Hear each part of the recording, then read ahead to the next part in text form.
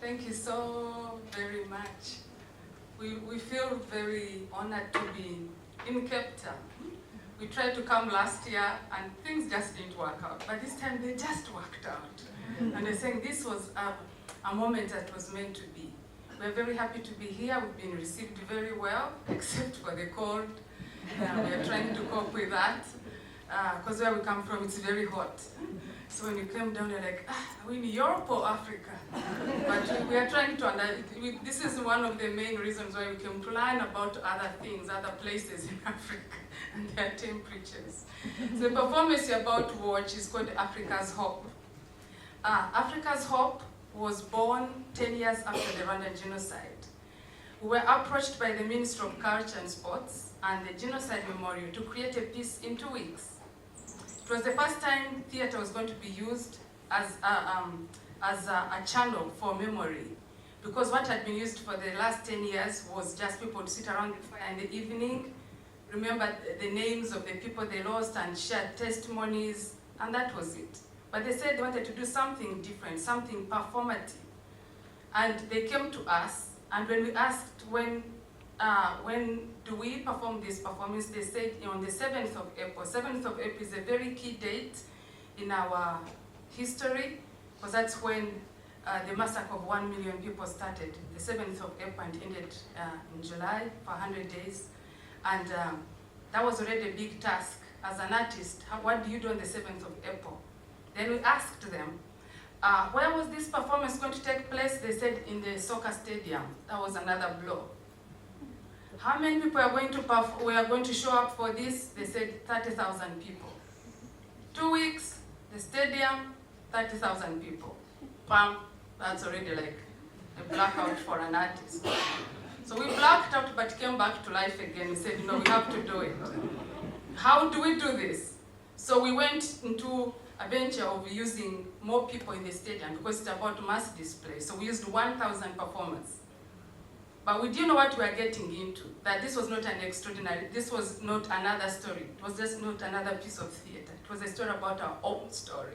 It was about a story about the truth, the painful truth that we are about to face, come face to face in terms of art.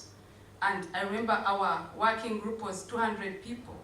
But the whole process of working on this piece in the first few days was painful. It was the first time we had to shut down and cry, break down emotionally, pick up ourselves, and keep rehearsing. And as a director, you could not just stand in that space and tell people, cry very quickly, we don't have time. They said, no, you also cry with them, sit in a corner. When we rise, but we realized that that's actually how the audience will receive the performance. So we asked ourselves as artists, what do we do in this moment? If a little bit of act, gesture, triggers trauma, how do we deal with this? What do we do?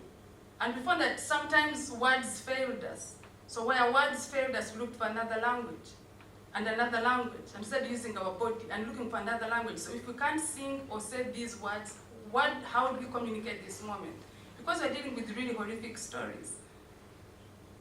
And that was our journey. But little did we know that this particular performance was going to be invited to the G8 Summit in Scotland. Little did we know that this performance was going to live with us up to today. It's 25 years after, and we're in Cape Town performing it. The actors grow, we keep changing, but it is with us. And you will hear in the lines, it says, the shadow walks with me. It's our history, and it will walk with us. It's one performance that is timeless, because it deals with a subject that is really timeless, that it deals with a subject that tackles crimes against humanity and crimes against, and our story and our work as artists has never been easy in today's world. We see signs that trigger what we went through as Rwandans. And we as Rwandans, we are here to tell a story that place is not a good place. You suffer wounds forever. You suffer, you walk with a shadow that you never wanted to walk with, but it's part of you. So we are here to just tell that this can happen anywhere else in the world. And Rwanda, it's not a special story to Rwanda. It had happened before, it happened in the Holocaust. 50 years later, it happened in Rwanda. it can happen again anywhere else, because the script is the same. It's genocide ideology. That's what it is. Ladies and gentlemen, I will let the performance speak for itself, but we really thank you for braving the cold and joining us here. Because I remember when we performed this piece, when they announced the piece to come in the stadium, heaven kissed earth. There was rain. We asked the 1,000 performers, are we going to brave this rain? They said, but genocide happens in rain. It happens in April, that's the rain season, it's cloud. This is it. This is the decor, this is the stage design, naturally crafted with the truth that we are about to tell. The rain stopped, we performed, at the end of the performance, the rain fell again. So it was like a curtain opening and closing.